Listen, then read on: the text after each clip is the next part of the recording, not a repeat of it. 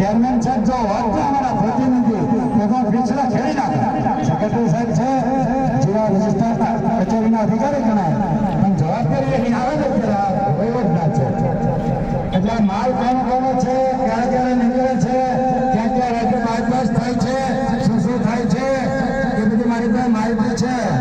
તમારો કપાસ છે ખેડૂતોની આડીઓ જોવાનું પડ્યું અમે બેંકમાં.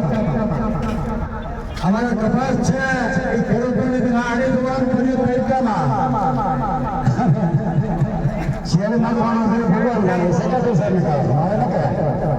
શેરમાં કપાસ કોને ઢગલા ફેર્યા છે 500-1000 મણના એ સેક્રેટરી સાહેબ બતાવો ને સેક્રેટરી સાહેબ ને.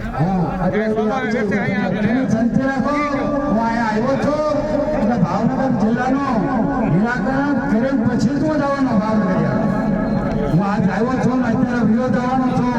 હું નેતાને બધા ફોટા પડાવીને નીકળી જાઉં એવું નથી. જરૂર પડશે તમારે નહીં આવવાનું હોય. હું રાત અહીંયા રોકાય, કાલ પાછો આવી, અમદી રાત રોકાય, પાછો આવી એનો નિકાલ કરી એનો તમને આવકાર થાય.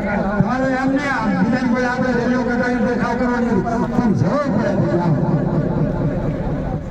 તમારો એક હિસાબો તો મને મળી જાય ને તો હું કાફી છું. જે એની ભલે તરત મારી લગાવી મળી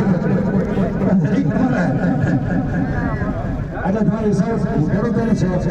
એટલે આ બધું એટલે તમારે એના તમામ સંદાસ નથી, બાથરૂમ નથી, જિલ્લાનો ઘરેલું મોટો યાદ કેવા મહાપુરુષનું નામ છે.